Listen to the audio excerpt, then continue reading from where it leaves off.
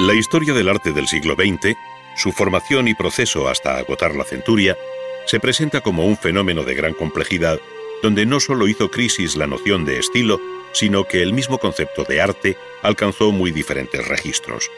Ello dio lugar a nuevas expresiones artísticas que, bajo nombres como el de performance, happenings o instalaciones, ofrecieron imágenes muy distintas de lo que hasta 1900 se consideraba como una obra de arte.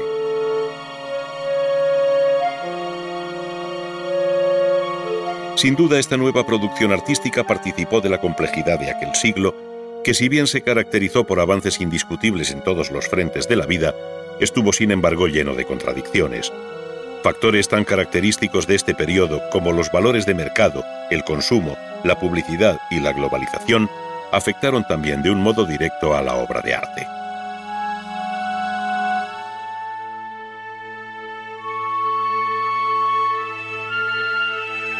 La primera mitad del siglo fue testigo de una serie de movimientos que con gran rapidez se difundieron por una Europa que había sufrido el azote apocalíptico de las dos guerras mundiales, además de otros episodios puntuales, de tal modo que es frecuente escalonar lo sucedido en el arte, como en otras manifestaciones, haciendo mención a una primera etapa que va desde 1900 a 1914, al periodo de entreguerras y al nuevo momento que se abre a partir de 1945 con el fin de la Segunda Guerra Mundial.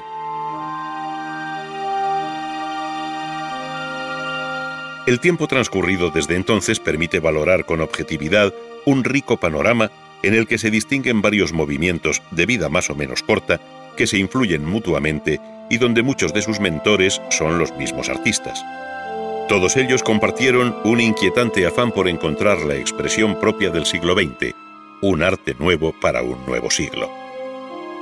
Las artes plásticas tuvieron entonces una participación decidida en todo el proceso de cambio que se operó en la sociedad, estableciendo fuertes lazos de unión con la literatura, la música, el teatro, el cine o el ballet, dentro de un clima general de cambio.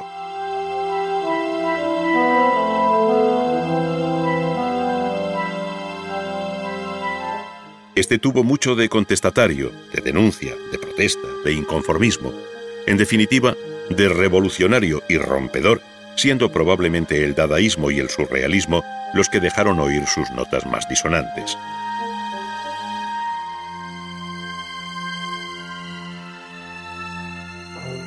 Dentro de la literatura artística son muy conocidos los testimonios personales de los propios artistas, sean los apuntes de un pintor como Matisse o las reflexiones sobre el arte metafísico de Giorgio de Chirico.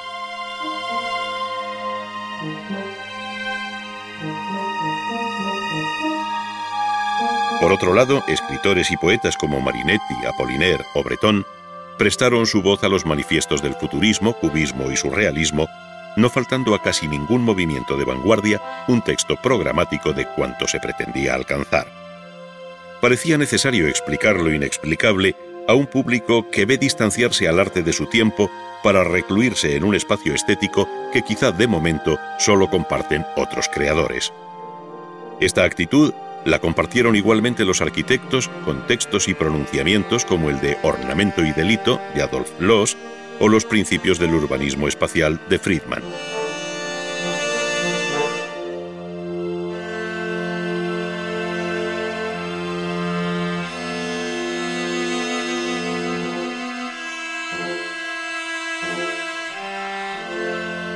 La formación del artista al margen de los centros oficiales y académicos fue otra de las preocupaciones de estos movimientos de vanguardia, de tal modo que los propios artistas también quisieron reglar su aprendizaje.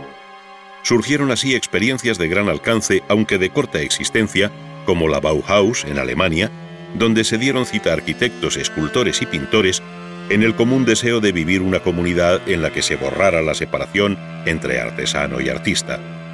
Su manifiesto fundacional proclama que arquitectos, escultores y pintores, todos tenían que volver a la artesanía y comenzar nuevamente en el taller. No existía para ellos el arte como profesión. Por este camino el horizonte del arte cambió radicalmente y la segunda mitad del siglo supuso otro giro de tuerca que alumbró una nueva aventura, desde la que todo lo ocurrido hasta entonces adquiría repentinamente la solidez del arte de los museos. La general tendencia a la abstracción en los años 50 y 60 sin desconocer la continua vuelta a la realidad bajo distintos nombres, llevó por derroteros inimaginables a las artes plásticas. Nombres como Pollock o Rothko, en muy distinta línea, parecen consumir los últimos cartuchos del lirismo cromático que se inserta dentro de la abstracción expresionista, donde la pintura norteamericana tuvo una voz propia de gran alcance. Nueva York recogía entonces el testigo de París, que hasta entonces había congregado a los grandes movimientos de vanguardia, sin olvidar otras muchas ciudades que, como Milán, conocieron la formación de grupos en torno a figuras singulares como Lucio Fontana, el autor de los conceptos espaciales, donde se muestran las telas cortadas con una cuchilla.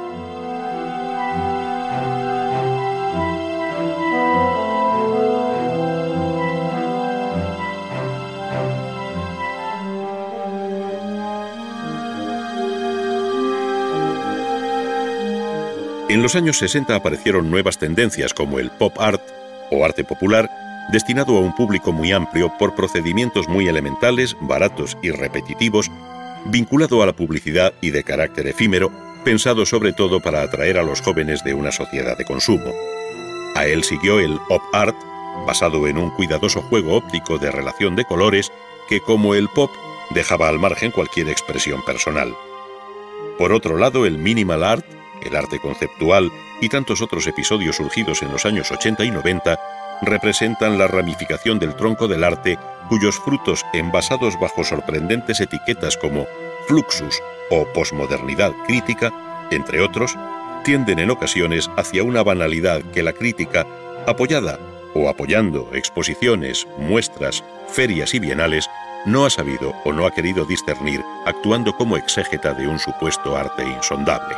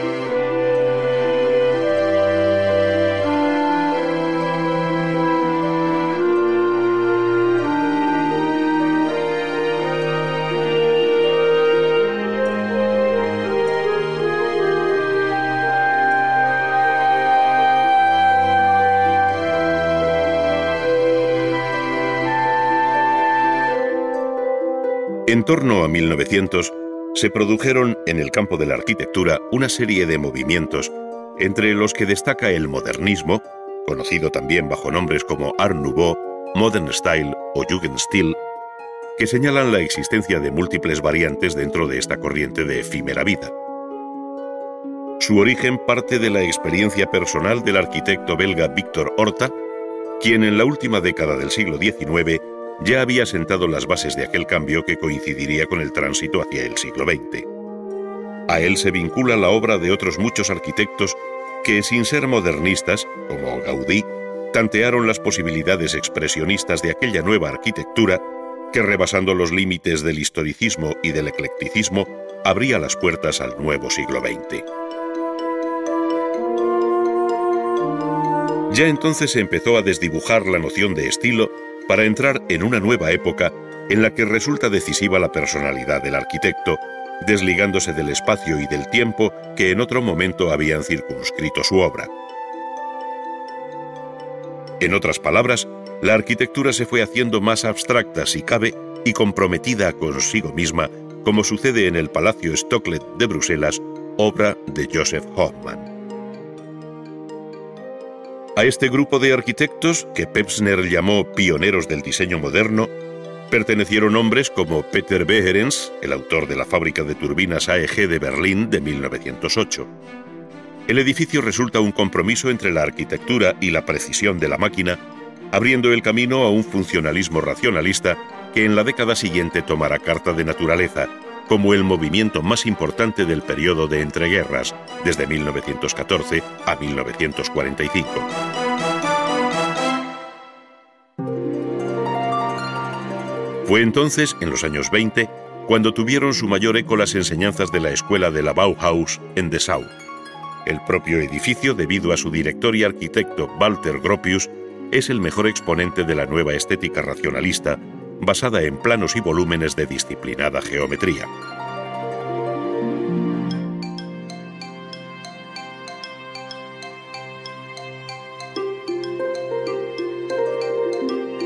Este planteamiento funcional prevaleció sobre la corriente expresionista, que en Alemania contó con las primeras obras de Mendelssohn. Su torre observatorio de Potsdam es un acabado ejemplo del plasticismo visionario de su autor, muy alejado de la tendencia racionalista que valoró el silencio del plano en detrimento de la tensión muscular de la arquitectura.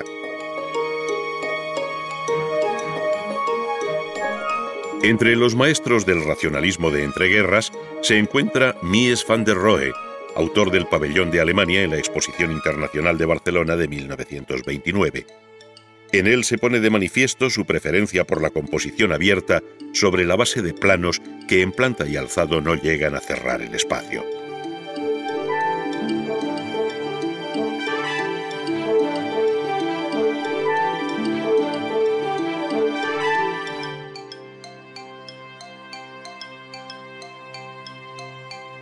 Otros movimientos más o menos emparentados con la experiencia cubista, como el holandés de Stiegel o el constructivismo ruso, contribuyeron a la formación de la nueva imagen de la arquitectura, reforzando la línea, potenciando los planos y yuxtaponiendo geométricos volúmenes. Pero pocos arquitectos como Le Corbusier supieron interpretar el nuevo código de la arquitectura racionalista, poniendo en evidencia la estructura del edificio que aparece como alzado en el aire sobre unos pilotes. Le Corbusier buscó volúmenes de luminosas superficies, eliminando la cubierta tradicional y abriendo largas ventanas en fachada, como de modo ejemplar se cumple en la Villa Savoia, en Poissy.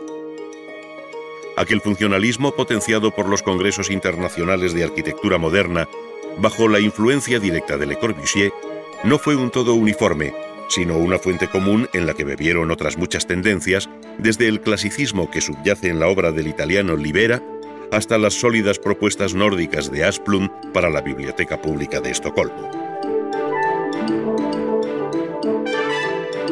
La arquitectura norteamericana se benefició de la presencia de algunos de los grandes maestros europeos que se vieron obligados a exiliarse, continuando allí su obra y asumiendo algunos valores locales.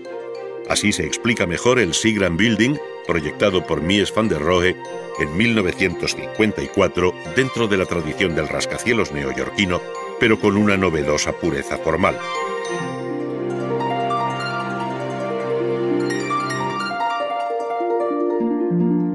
Sin embargo, la arquitectura norteamericana tenía sus propios maestros, destacando entre todos ellos Frank Lloyd Wright, quien por fecha y moderna visión de la arquitectura se adelantó a sus colegas del viejo continente. Él impulsó lo que se llamó arquitectura orgánica, por su compromiso con la naturaleza frente al mecanicismo racionalista, si bien su obra, como la de todo gran creador, excedió aquel planteamiento inicial.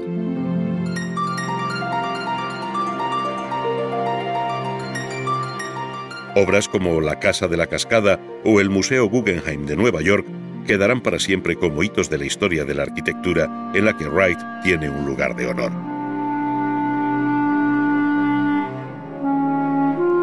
La Falling Water, o Casa de la Cascada, fue proyectada en 1936 para la familia Kaufman en Bear Run, Pensilvania. Se trata de una casa unifamiliar en medio de un bellísimo paraje natural que el arquitecto no modificó para hacerlo cómplice de su proyecto. Todo el edificio está concebido para disfrutar del paisaje de su entorno, pero no como pudiera hacerlo un observador, sino como quien se identifica y convive con él. Por eso la casa no tiene muros de cerramiento ni ventanas en sus distintas alturas. No hay interior ni exterior propiamente dichos. Hay, por el contrario, una continuidad espacial, un intercambio de aire y luz, un fluir del agua por debajo de la casa asentada sobre la roca que le hacen parecer más un barco encallado que una lujosa mansión.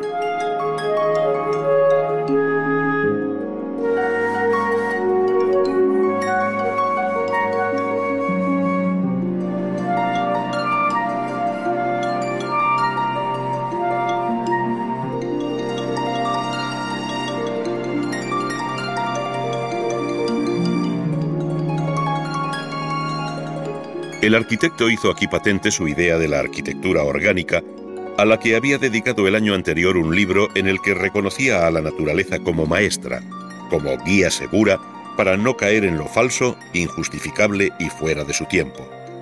La arquitectura no se hace, sino que nace, decía Wright.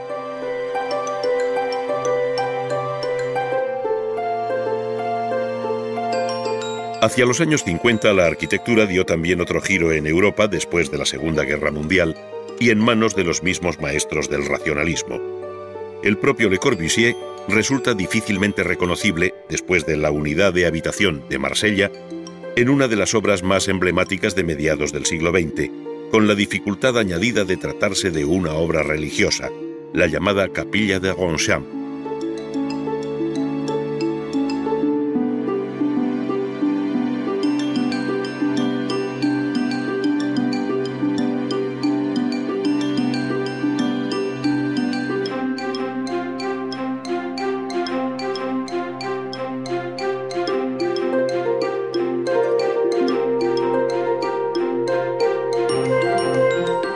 Al mismo tiempo, la arquitectura se benefició de las atrevidas propuestas llegadas del campo de la ingeniería, en la que tanto el hormigón como las estructuras metálicas representaron una aportación fundamental en el cambio de semblante de la arquitectura, olvidando el academicismo en el que cayó el propio racionalismo.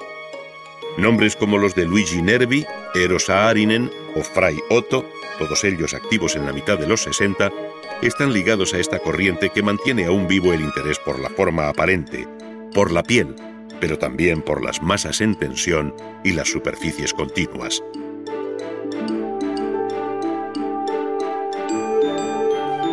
Era justamente lo contrario de lo que desde los años 70 y 80 hasta nuestros días hará la arquitectura que la crítica define como high-tech o alta tecnología. Esto es, la visión descarnada de la arquitectura, dejando vista la estructura del edificio con cierta agresividad desafiante y muchos gestos gratuitos que nada tienen que ver con la tradición ni el lugar. Así lo hicieron Piano y Rogers en el Centro Pompidou de París o Foster en el Banco de Hong Kong de esta ciudad china, siendo una de las obras más características en esta línea el edificio Lloyd de Londres, proyectado por el mismo Richard Rogers. En la propia capital inglesa habría que visitar otras obras recientes en este género, como la Estación Internacional de Waterloo, a la que llegan los trenes procedentes de Francia por debajo del Canal de la Mancha. Un ejercicio de pura tecnología, pero de limitado interés artístico debido a Nicolas Grimshaw.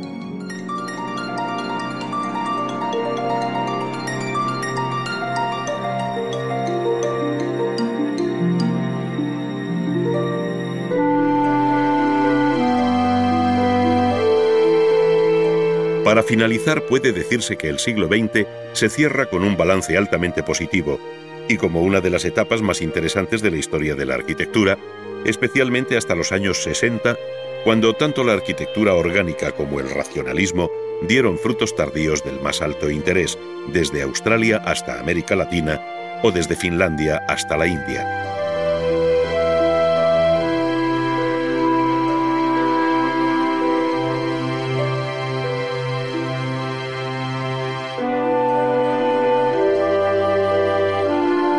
En los últimos años de la centuria han proliferado tendencias prematuramente bautizadas con nombres de dudosa claridad conceptual que en ocasiones apenas afectan a media docena de edificios de verdadero interés. Es lo que ocurre con la arquitectura posmoderna o con el adjetivo deconstrucción, que afectarían respectivamente a obras tan representativas como el Portland Building en Portland, de Michael Graves, y al Museo Guggenheim de Bilbao, obra de Frank Gehry.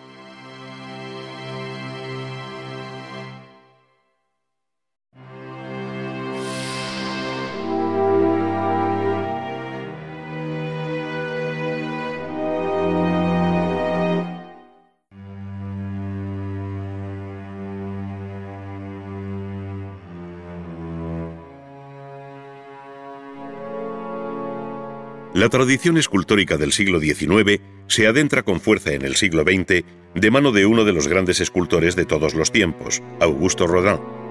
Su obra se produjo prácticamente en el siglo XIX, pero algunas, como Las Puertas del Infierno, llamada así por inspirarse en la Divina Comedia, le acompañó más allá de su muerte. Encargadas en 1880, trabajó en ellas hasta 1900, no fundiéndose en bronce hasta después del fallecimiento del artista en 1917. Rodin hizo de la figura humana el objetivo de su obra, y en este sentido mantuvo la tradición que desde la antigüedad consideró al desnudo como el asunto principal de la escultura.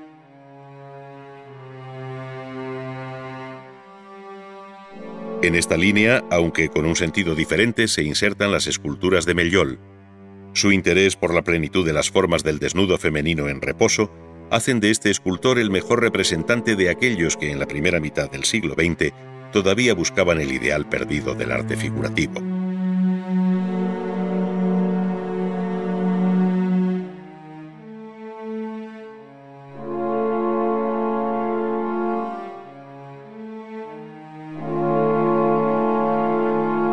Algunos pintores, como Degas, Renoir y Bonnard, hicieron escultura, pero fue Matisse quien mejor expresó lo sucedido en poco tiempo con la figura humana. Sus conocidos relieves mostrando la espalda de una mujer, que hoy guarda el Museo Pompidou de París, ofrecen el proceso de simplificación formal y la visión sintética hacia la que tiende el arte de su tiempo. Entre la primera versión, que data de 1909, y la última, de hacia 1930, se ha pasado del análisis a la síntesis, hasta llegar a una interpretación de la figura humana que raya con la abstracción.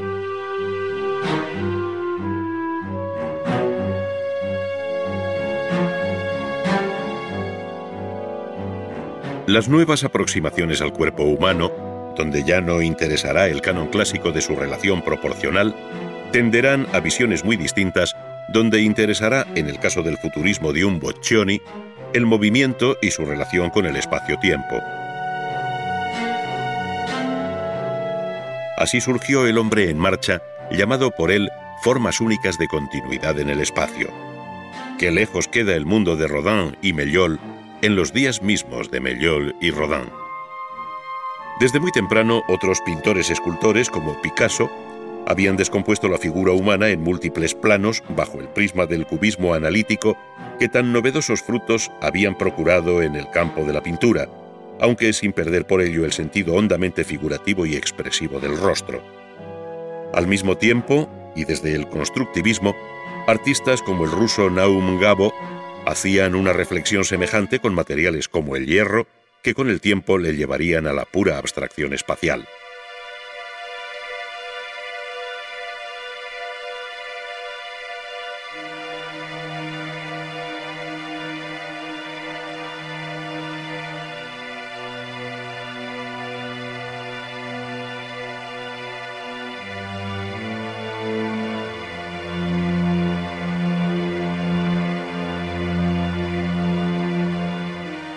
Por otro camino diferente, escultores más comprometidos con la concepción tradicional del volumen, como el rumano Brancusi, que acarició y pulió sus obras en mármol y bronce hasta convertirlas en unos objetos bellos en sí mismos, al margen de la naturaleza o de lo que representaran.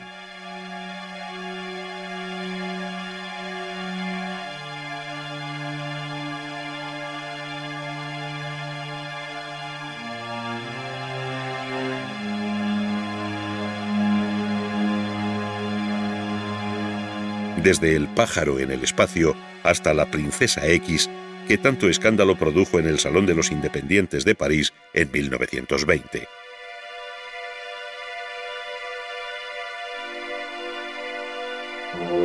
El inglés Henry Moore se sumó a quienes veían en la figura humana una fuente inagotable de inspiración, no tanto para seguir escrutando sus posibilidades formales como para ahondar en su poder expresivo. Su visión resulta de gran originalidad al mostrar al tiempo las formas internas y externas del cuerpo humano, creando campos de luz y sombra de una belleza desconocida. Junto al poder creciente de la abstracción, en cuyo origen tuvo un decisivo papel Brancusi, se abrieron otras muchas vías de expresión que incluyeron las provocaciones nihilistas del dadaísmo, las experiencias cinéticas y el artificio irónico del surrealismo.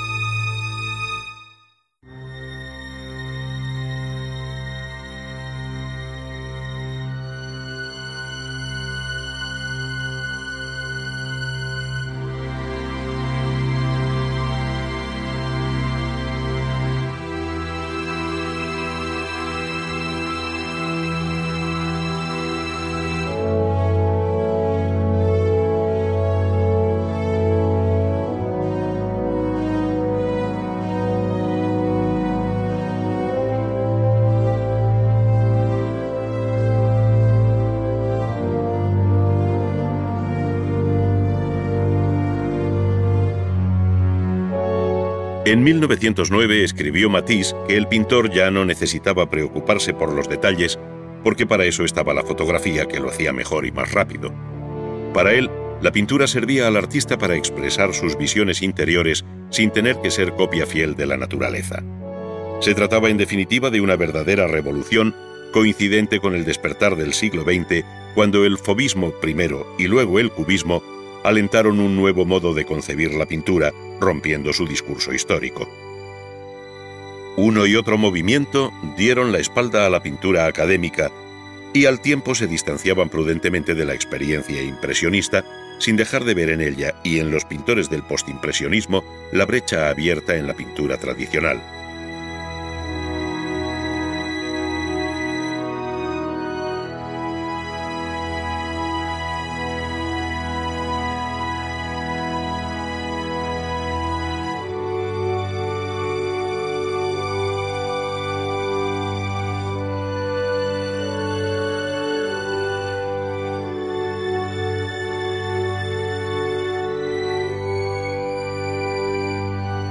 El nombre de fauvismo viene de fauve, esto es, fieras o salvajes, que es como la crítica adversa bautizó a los pintores que participaron en 1905 en el Salón de Otoño de París.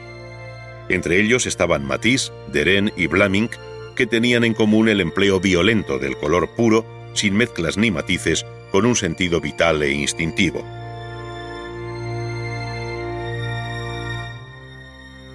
Esta concepción agresiva del color también contribuyó eficazmente a los efectos buscados por el expresionismo, del que el pintor noruego Edvard Munch fue su más claro y melancólico representante antes de la Primera Gran Guerra de 1914.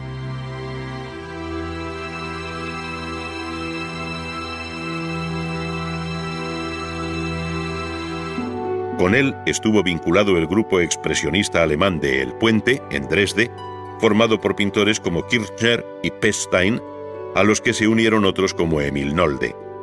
Su visión pesimista de la existencia hacía que el color perdiera el vitalismo de los fauvistas para plegarse a una visión inquietante de la realidad, llegando a conocer en su seno la formación de nuevos grupos con anterioridad a la Guerra del 14.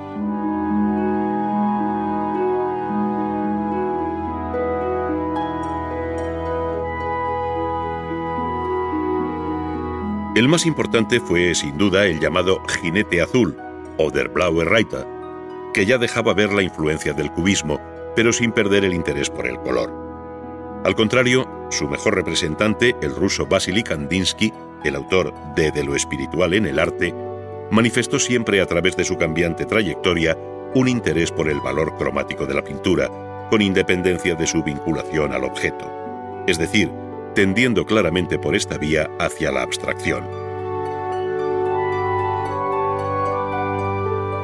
En la primera exposición del Jinete Azul, en Múnich, en 1911, intervino también el alemán Franz Marc, quien sometió su inicial visión naturalista a un proceso de pérdida de identidad formal para quedarse tan solo con el color en una imagen que tiene algo de abstracta cristalografía.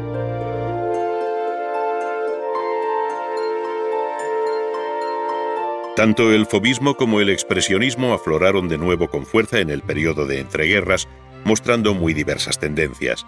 Desde la más amable y conservadora tradición, que cabe llamar impresionista al modo de Bonnard, hasta el feísmo expresionista y amargo de Rouault, pasando por un renovado fauvismo de exaltación de los colores puros, como cabe apreciar en la obra de Kees van Dongen de los años 20.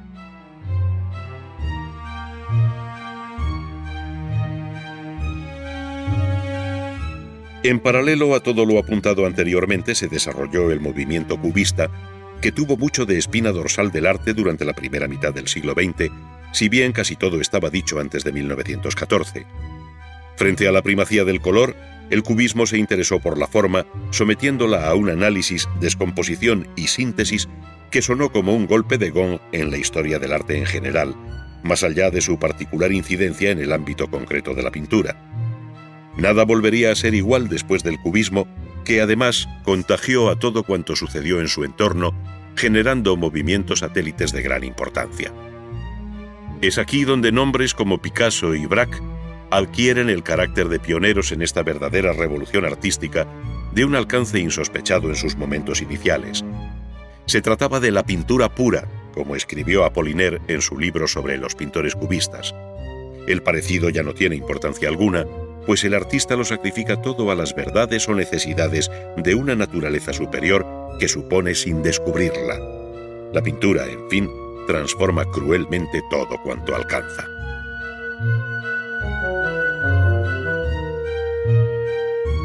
Si hubiera que señalar una obra dentro del cubismo que tuviese el carácter de temprano manifiesto pictórico, esta sería la de Las señoritas de Aviñón, pintada por Picasso en 1907. Aquí se hace patente la primacía de la línea y de los planos sobre el color y la luz, desentendiéndose el pintor del espacio tridimensional, tal y como el arte de la pintura había aceptado desde el Renacimiento.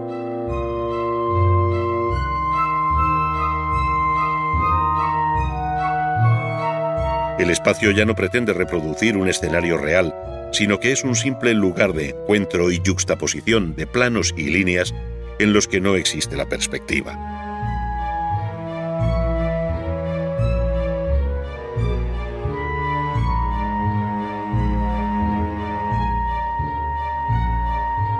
La luz tampoco matiza el color y los volúmenes y perfiles se geometrizan, se aplanan, ofreciendo imágenes inéditas sobre una figuración que muy pronto perderá su relación formal con el modelo.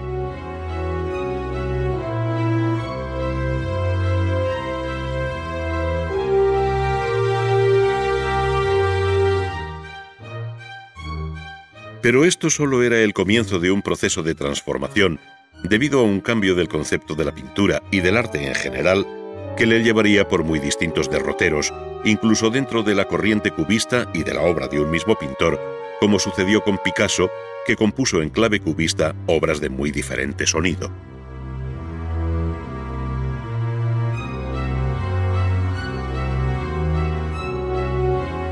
Para unos, el cubismo fue un punto de partida, para otros una experiencia ocasional, mientras que algunos lo vincularon a otros movimientos en visiones eclécticas y siempre interesantes. Así lo hicieron Severini, Boccioni y Russolo dentro de la corriente futurista italiana, cuyo primer manifiesto, redactado por Marinetti, data de 1909. Allí se afirmaba la primacía de lo dinámico y se exaltaba la vida moderna, la velocidad, el ruido, de tal manera que un automóvil de carreras, a su juicio, era más hermoso que la victoria de Samotracia.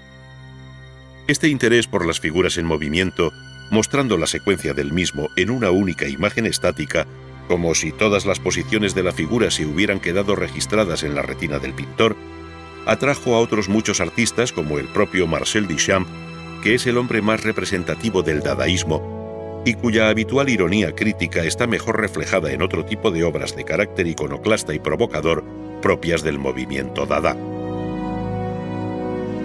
En la común batalla frente a la pintura tradicional se alinearon junto al fauvismo, expresionismo y cubismo las vanguardias rusas tales como el rayonismo de Larionov, el constructivismo de Pevsner y Gabo y el suprematismo de Malevich.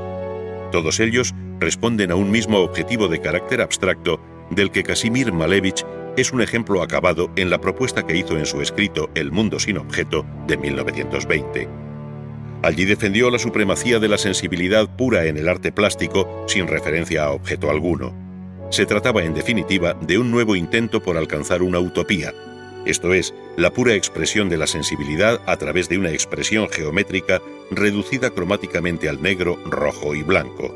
De aquí al no objetivismo de Rodchenko solo había un paso. Esta abstracción geométrica sedujo por otros caminos a pintores como el holandés Piet Mondrian, cuyo libro sobre lo que llamó el neoplasticismo, aparecido también en 1920, recoge aquella doctrina un tanto impersonal y lógica de construcciones lineales que se cortan perpendicularmente y cuyos campos encierran colores sin matices, evitando cualquier pincelada de carácter expresivo y buscando sobre todo una relación de equilibrio en todos los órdenes.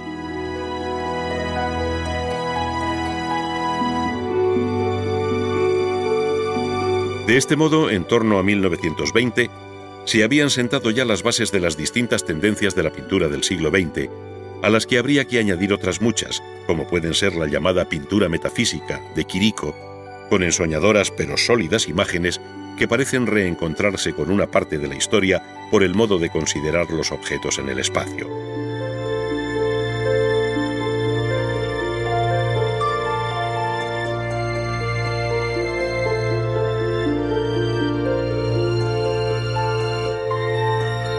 Mayor alcance tuvo el surrealismo, cuyo manifiesto, redactado por André Breton, se publicó en 1924. Como en todos los movimientos señalados, participaron en el surrealismo pintores tan diferentes como Picasso y Max Ernst, Chagall y Tanguy, o Picabia y Delvaux, siendo otros muchos los que por un tiempo participaron de aquella visión de raíz freudiana no controlada por la razón y de fuerte carga onírica.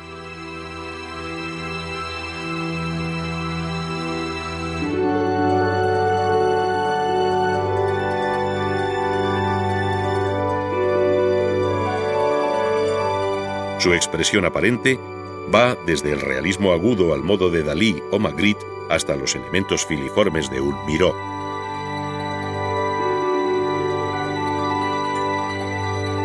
Cuando parecía que ya estaba todo dicho, surgió en torno a 1950 el informalismo, un paso más dentro de la pintura abstracta, pero ahora sin voluntad geométrica ni deseo de plasmar una composición pensada previamente. Por el contrario, en el informalismo prima todo lo que hay de rapidez e improvisación sobre la pintura misma durante el proceso de ejecución. Esto es, lo que hizo el pintor norteamericano Jackson Pollock en lo que se ha llamado pintura de acción. El suelo sustituye al viejo caballete, los colores se vierten directamente sobre el soporte y el artista alcanza efectos cromáticos sorprendentes y nuevos que ponen en evidencia la sensibilidad de su autor para controlar con éxito tan rápido proceso. A partir de aquí todo es posible. Surge la pintura del signo y del gesto, la pintura matérica, la escultopintura, etc., utilizando técnicas mixtas que acompañan al siglo XX hasta el final de sus días, como puede verse en la obra de Ann Hamilton, expuesta en la Bienal de Venecia de 1999, que puede tomarse como un gran signo de interrogación sobre el porvenir del arte en el umbral del siglo XXI.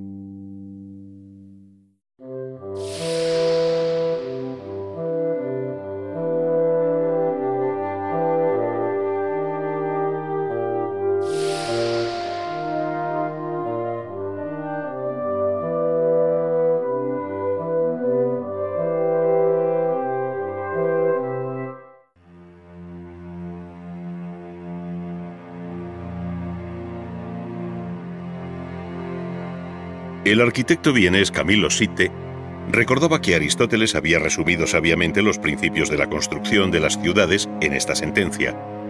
Una ciudad debe construirse de manera que proporcione a sus habitantes seguridad y felicidad. A esto añadía que para alcanzar esta meta no bastaba con la ciencia de un técnico, se necesitaba además el talento de un artista. Es decir, Sitte concebía la ciudad como una obra de arte.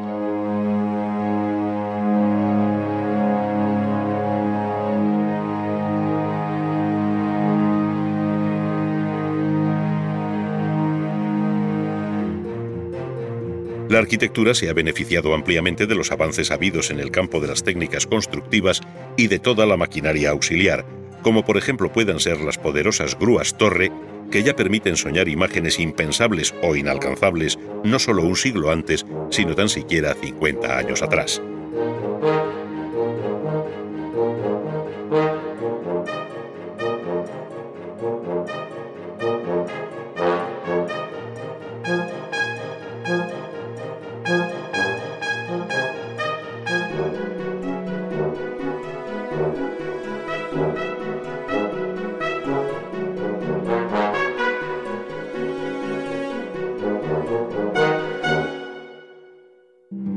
Al observar el ágil vuelo de las plumas de estas grúas torres, montadas sobre mástiles que pueden alcanzar los 120 metros de altura, cabe preguntarse hasta dónde hubieran llegado en otro momento los grandes constructores de las catedrales, cuyo ingenio suplió siempre la limitación de sus herramientas.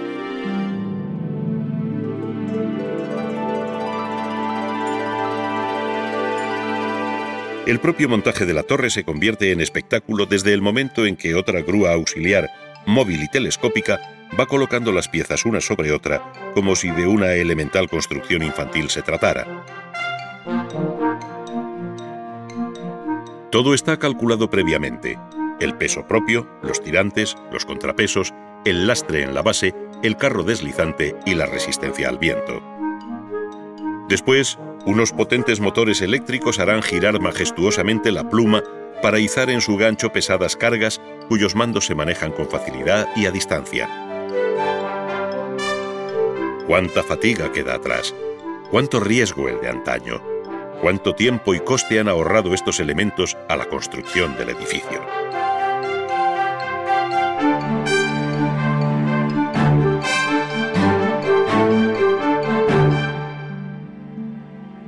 Las reflexiones anteriores aumentan nuestra admiración por las obras de otro tiempo, a la hora de construir imponentes bóvedas como la del Panteón de Roma, hecha en ladrillo y hormigón sobre cuidados encofrados cuyos materiales no izaban las grúas torre, ni su mortero era bombeado cómodamente a través de una manga.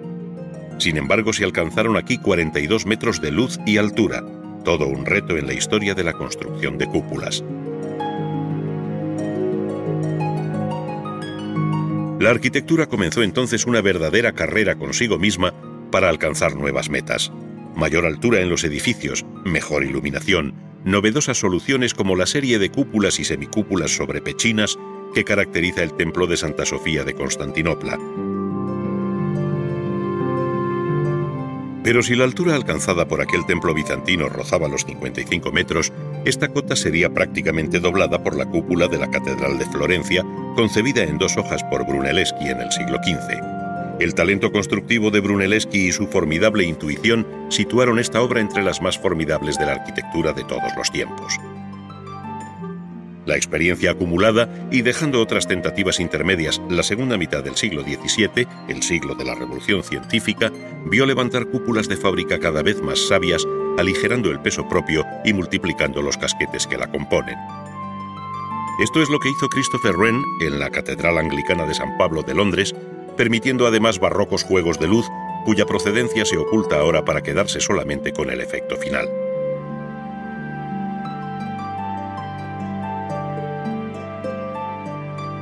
Una nueva revolución, la informática, ha alterado igualmente la cadena que acompaña el desarrollo de un proyecto en el siglo XX. El antiguo estudio con planos y dibujos por las paredes, con el arquitecto y sus aparejadores y delineantes sobre el tablero de dibujo, se ha convertido ahora en una oficina donde los ordenadores hacen avanzar la tarea con rapidez y seguridad en todos sus frentes. El propio diseño pasará también por estas nuevas herramientas que harán viables tantas ideas que finalmente cuajarán en las maquetas tridimensionales, aquellas maquetas o modelos tan necesarios para convencer al cliente y corregir errores, como ya apuntaba Alberti en el siglo XV. Desaparecen los antiguos delineantes para dejar paso a expertos conocedores del dibujo asistido por el ordenador. En su lugar se sientan hábiles calculistas que en complejos diagramas aseguran la estabilidad de la estructura proyectada.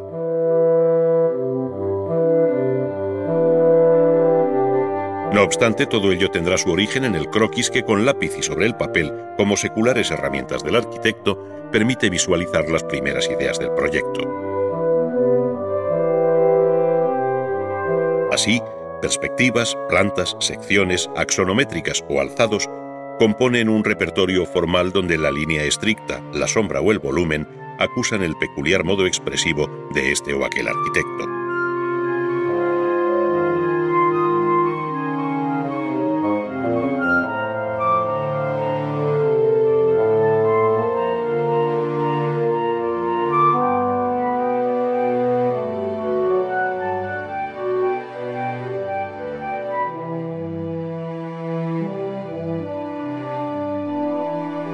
Luego el ordenador codificará aquellos planos donde la potente herramienta permitirá ampliar, reducir y trabajar o mostrar sectorialmente sus detalles hasta perder la noción del todo dentro de un mundo de abstractas coordenadas. Por medio del ordenador se pueden manejar igualmente programas que no solo visualizan la imagen bidimensional del proyecto, sino que simulan en 3 dimensiones su composición volumétrica. Es decir, por procedimientos sencillos se logra una maqueta virtual que en cierto modo desplaza a la maqueta tradicional. Teniendo en cuenta las posibilidades de dar color, tonos, luces, sombras, de dejar vista su estructura o los diferentes acabados en superficie, El ordenador se ha convertido en una herramienta indispensable en el estudio del arquitecto, permitiéndole incluso la recreación de su entorno natural o urbano con gran verismo.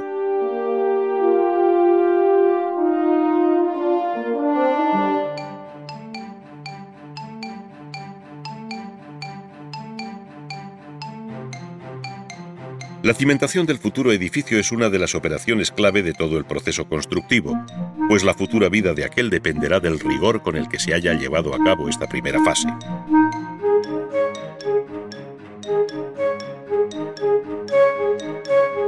El primer vaciado con grandes máquinas excavadoras sobre orugas que mueven su brazo articulado con el cucharón va acompañado de la construcción de pantallas y pilotes que aseguren la estabilidad del terreno circundante. Al quedar este en alto, según se profundiza para la construcción de los sótanos, es necesario afianzar estos cortes, taladrando oblicuamente las pantallas y cosiéndolas al terreno con cables que después se hormigonarán.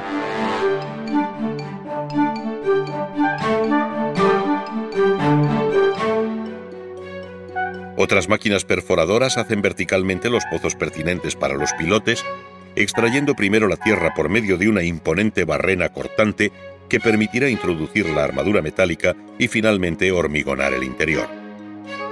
Con estas operaciones se refuerza todo el perímetro del solar, vaciándolo de un modo regular y seguro a varios metros de profundidad bajo la cota cero, por el que ahora hombres, vehículos, máquinas y materiales se moverán libremente. Pronto comenzará a crecer la estructura en hormigón armado que repetirá planta por planta la ubicación de los pilares. Para su construcción se repite el viejo sistema de un encofrado que sin embargo se ha sofisticado y normalizado al máximo, aprovechando las plaquetas o planchas que forman la caja para utilizarlas a lo largo de la obra. Dentro queda la armadura metálica compuesta de varios redondos de acero, cuyo número, sección y reparto se ha previsto en el cálculo de la estructura. Después vendrá el relleno de hormigón que surte un camión cerca de la obra y que transporta la grúa torre dentro de una tolva que se desplaza por la pluma hasta el lugar convenido. Esta operación se repite una y otra vez en una cronometrada y coordinada acción que hace posible ver crecer a los grandes edificios día a día con un ritmo de obra inédito en la historia de la arquitectura.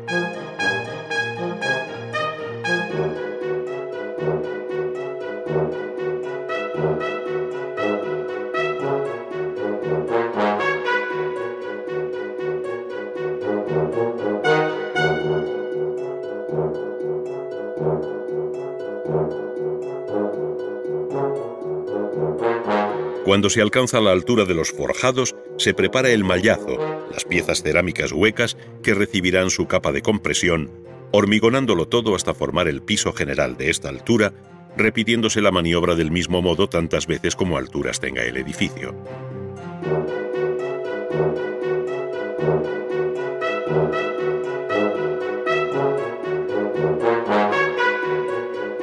Desde el siglo XIX se viene empleando el hierro y el acero como material de construcción, alcanzando los perfiles laminados a finales del siglo XX una formidable resistencia. La soldadura o el empleo de tornillería aseguran el ensamblaje de las vigas que con perfil de doble T vuelan por encima de la obra hasta el lugar convenido, izadas por grúas torre y grúas telescópicas. Este sistema permite hacer avanzar con rapidez la construcción a la espera de su cerramiento exterior, bien con vidrio, bien con otros materiales tradicionales.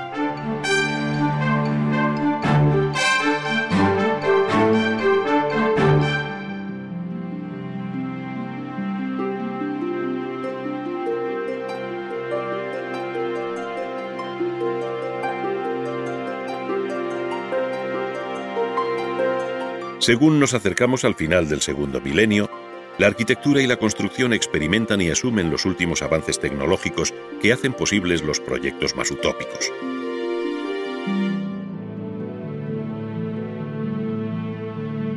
Probablemente son ya muy pocas cosas las que no se puedan construir por razones puramente técnicas, y el creador dispone de cuantas herramientas precisa para llevar a cabo su proyecto. En este sentido han desaparecido los límites de antaño que el ingenio debía resolver previamente como problemas instrumentales para ejecutar una determinada idea.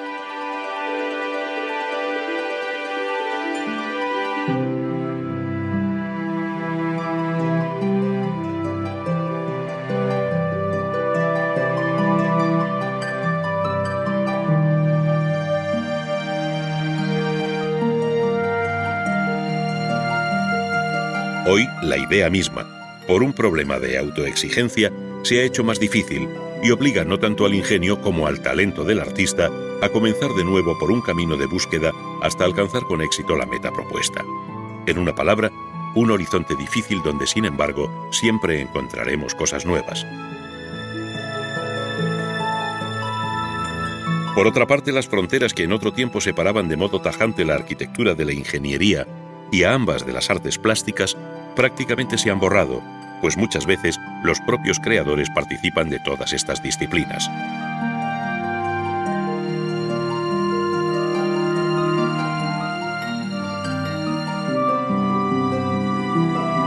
Así sucede con el autor de la Ciudad de las Artes y de las Ciencias de Valencia, donde sus edificios singulares traducen formas y evidencian soluciones que pertenecen a ámbitos muy distintos.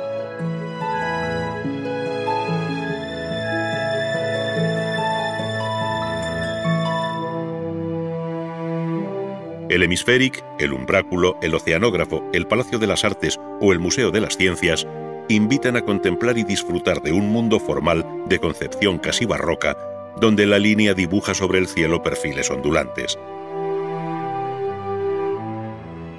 El vidrio se alía con la estructura metálica. La luz baña con especial intensidad todos los planos y volúmenes hasta penetrar en ellos y recrear una belleza interior que, ingrávida, impulsa a dejarse seducir por ella como visitantes de un extraño planeta.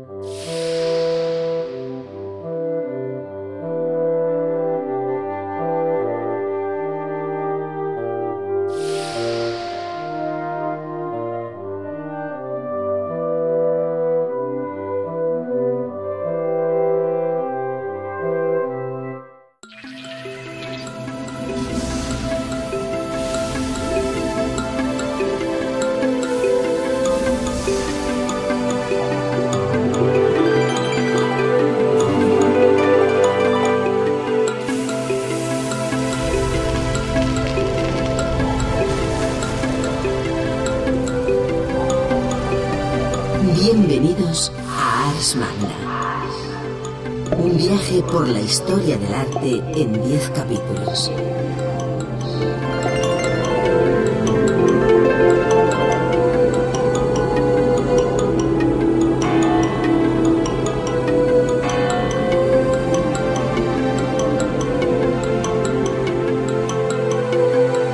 A través de sus contenidos podrán recorrer la evolución de las diferentes disciplinas artísticas,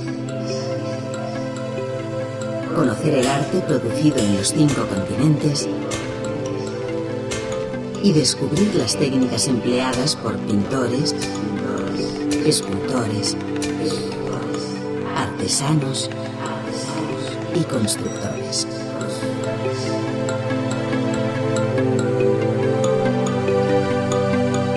Disponen de 2 opciones de navegación: el acceso lineal que permite visualizar los contenidos de cada disco sin interrupción alguna y el modo interactivo, que posibilita la selección de secuencias audiovisuales en el orden apetecido.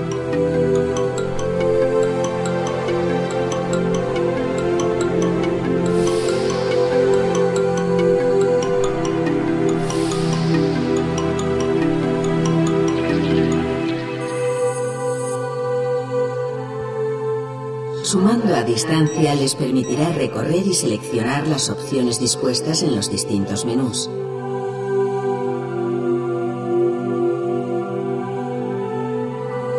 Interrumpir la secuencia elegida para acceder al menú o exposición audiovisual siguiente.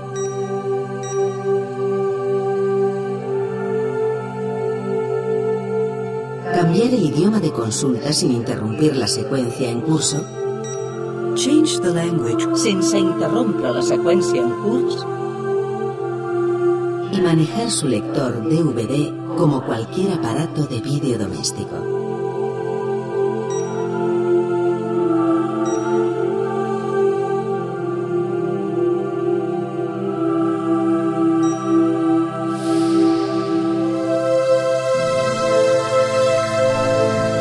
Les deseamos un gran